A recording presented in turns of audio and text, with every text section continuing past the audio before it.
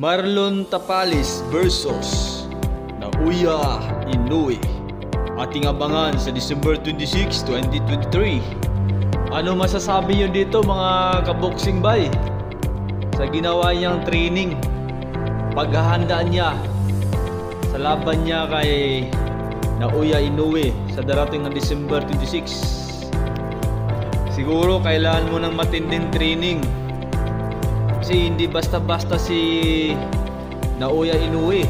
Siguro masasabi ko lang dito sa training mo may medyo kulang. Nagilid ka kay Naoya Inoue. Kailangan mo ng matinding training talaga.